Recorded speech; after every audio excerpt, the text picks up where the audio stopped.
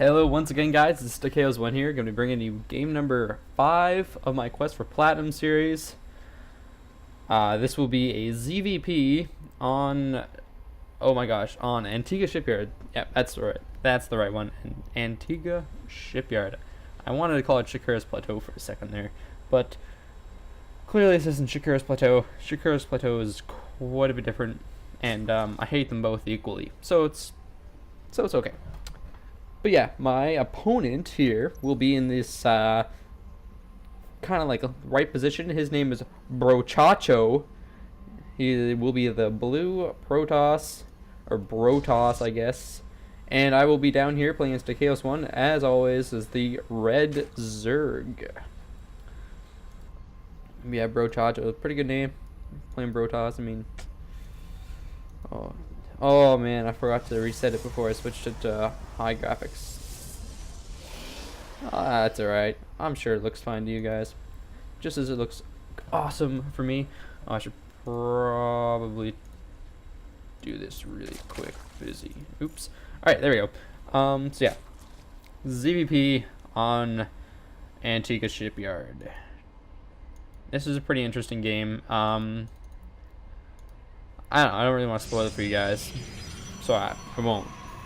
But yeah, I mean, it's just starting off as pretty standard pylon into gateway. Now, a lot of Protoss players do like to grab the forge fast expand down here through like the forge here, and then start extending the gateways and the cannons this way, stuff like that. It's a really good thing to do on this map. It's really easy to do. But then again, it's also very easy for the Zerg to take this quick third base and really just take control of this center ground here. But they do have the destructible rocks, of course, which does complicate things by a little bit, but not too much at all. And you see my opponent here is grabbing his second gas really early. Now, when you scout that second gas, you can be thinking, okay, he's going to go for some crazy, like, immortal kind of immortal zealot push, which is really scary, I find. I've had that happen to me a few times. Or he could be going DTs, or even Stargate. So there's quite a few options available to him to go, and basically for me it's pretty scary because DTs, that means I need to get a layer out relatively quickly. And if he, well, no matter really what he goes from that, I need to get my layer out fast. Except for like the Immortals. The Immortals don't really matter too much. I just need to get enough Roaches and Zerglings out. Don't really need the layer for that. But I did go for a 15 hatch this game. A little hatch first, then pool. It's pretty standard. I like doing that. He does get in here. He gets a really nice scout out. He sees everything going on. Nothing really abnormal by my play though. Yeah, I mean, right now I'm just got some my queens on the way. Have to have those ready to go. Sooner they're down, the better, of course. And there's the Stargate. My opponent is going Stargate. He's going to go for some crazy. He's probably going to try to do the or try to use the new Phoenix range upgrade or whatever. But I mean, that only really works well if I'm getting mutas, which I tend to not do so much while playing against Protoss, because Blink Stalkers just destroy mutas. And like most of the times when I get Mutalisks, I don't get Mutalisks so much as to fight their army. I get Mutalisks to harass, which is why I get around 10 or 15. Usually I'll stay around at that point. I don't really mass Mutalisk too much more than that, because that's just not what I do. But I do my 2 spine crawlers down just in case of the roach, just in case of a roach immortal kind of push. But as you can see, he is getting Phoenix, so he's gonna try and do some fancy work with the Phoenixes. But I mean, so those of you who play Protoss, or at least play this game, you know that Phoenix can't attack the ground unless they lift things up, but they can't lift anything up except for units. So all the Phoenix can really do are take out my queens, which I mean, don't get me wrong, that's huge for the Protoss player to be able to take out the Zerg player's queens. But I mean, I've got an Evo chamber going down, so I'll be able to build Spore Callers really shortly. I think I was able to stop that expand from going down right there with those Zerglings, which was kind of nice on my side. But he still only has the one gateway. Now, if we go to my site here, I did walk up the ramp, so I should have been able to see more of what he has going on in his base. And I should have noticed that he didn't have any more gateways behind, and I should have been like, okay, where is this? I like a proxy or something. So a lot of times players will proxy Stargates like down here or up in here, which is why I threw these overlords here, just so I could get some scouting information, make sure he wasn't trying to proxy gate me or have any sort of proxy pylons down on the high ground or anything like that. Now, I am getting roaches right now, which is, you know, not bad. It's not amazing either, but he does have Phoenix on the way, and I am definitely not prepared. All I have is the one queen, and he's just going to basically sit back and try to supply block me as much as he can, because I really don't have much. I should be throwing down some Spore Crawlers any second now. He's going to be able to take out this queen, no problem whatsoever. But lair tech is done. I mean, so that means I can start building Hydras shortly. I do have 2 Spore Crawlers going down, one in my natural as well, plus my queens right here. And basically, all he's going to do now is try to supply blocking as best as he can. But I mean, if I get my Overlords with around my Spore Crawlers, he really can't do too much, because Phoenixes are really squishy, and Spore Crawlers do a lot of damage to them.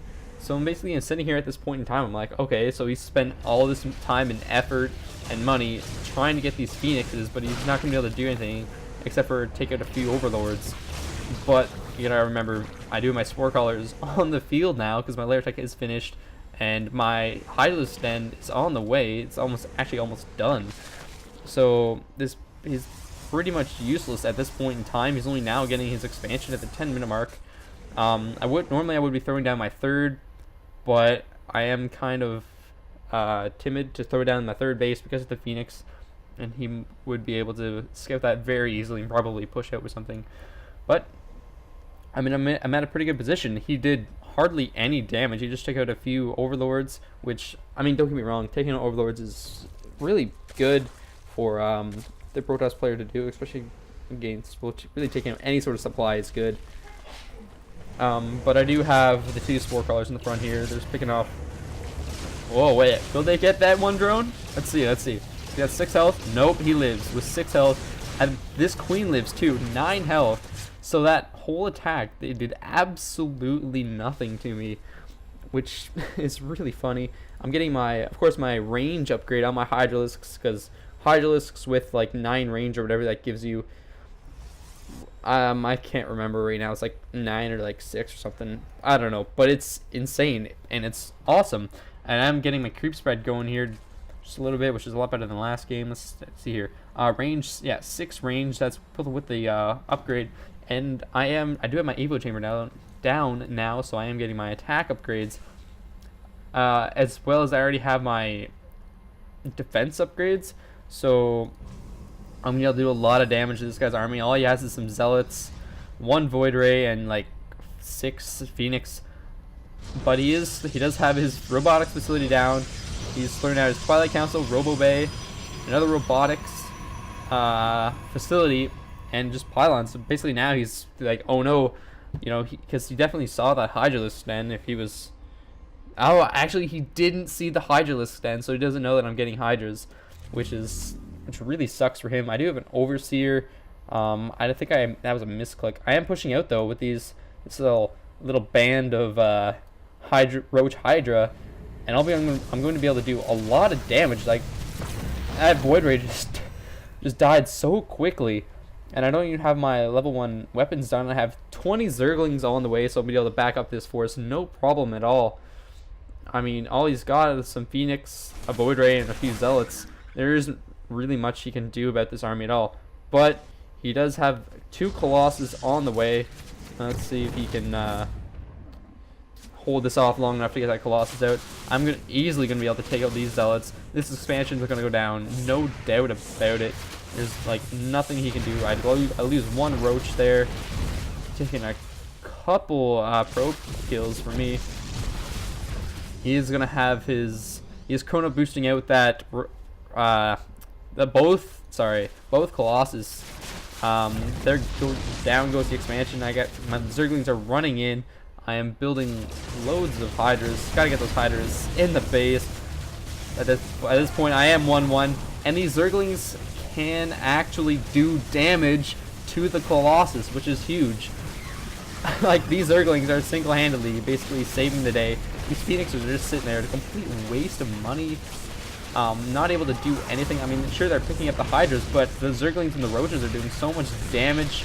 There goes the GG, and that is game. So for all you little Zerg players out there, that is how you deal with a Phoenix opening like that. Just get all your Overlords clumped up together, like kind of like how I did here, and get just a few Spore Crawlers. Don't get like an insane amount like what happens when you, like what I see most Terran players do when they see mutas. They literally have every free space available in their main and natural covered with missile turrets, and it's such a waste because all I have to do is send in Zerglings, and the amount of money you spent on building those missile turrets is phenomenal. Anyways, I hope you guys enjoyed, and I'll talk to you guys later.